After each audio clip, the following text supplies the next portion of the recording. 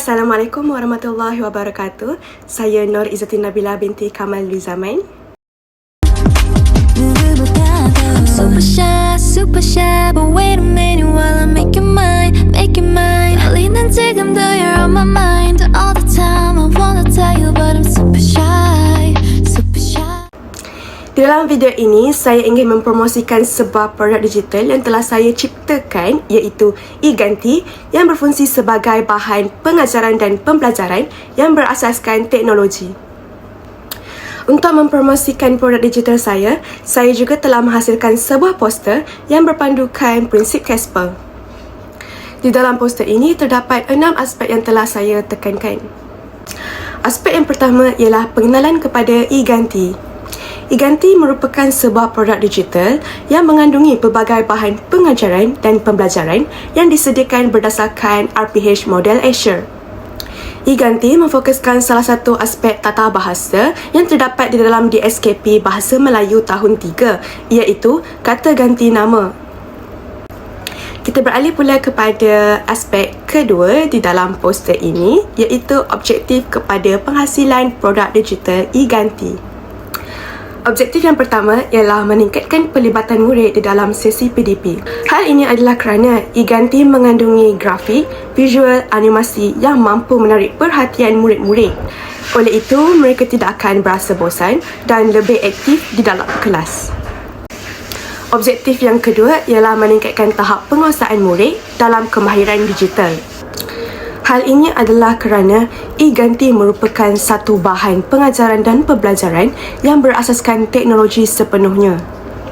Oleh itu, murid-murid mampu meningkatkan tahap penguasaan mereka di dalam kemahiran digital semasa mereka meneroka e-Ganti ini. Dan objektif yang terakhir ialah meningkatkan pengetahuan murid dengan lebih efektif dan menyeronokkan.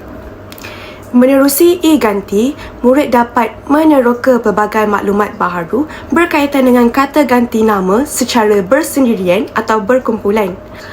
Oleh itu, proses menerima maklumat akan lebih efektif dan menyeronokkan.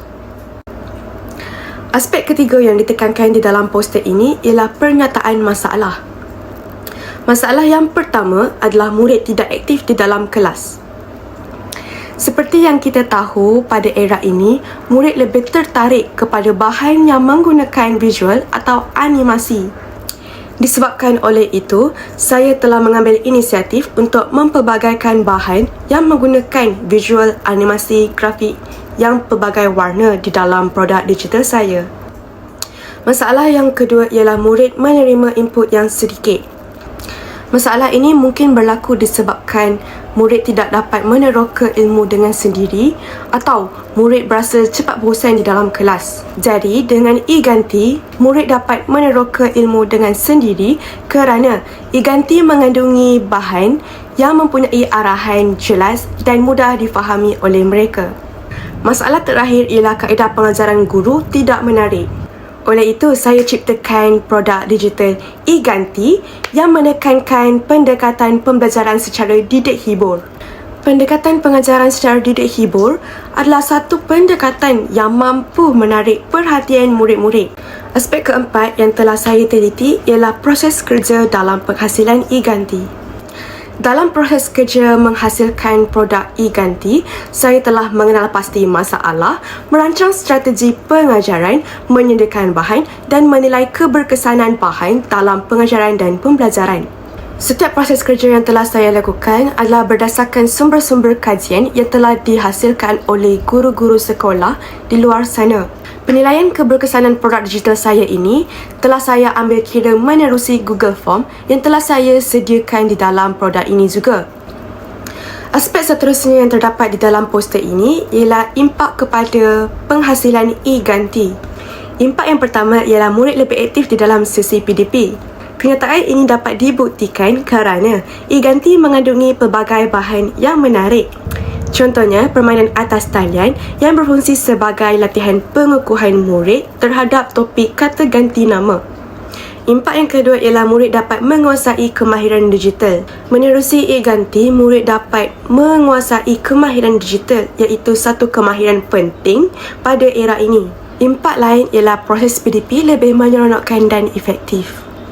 Produk digital yang telah saya hasilkan ini memberi peluang kepada murid untuk meneroka sendiri maklumat yang menggunakan pelbagai visual, grafik dan animasi yang menarik.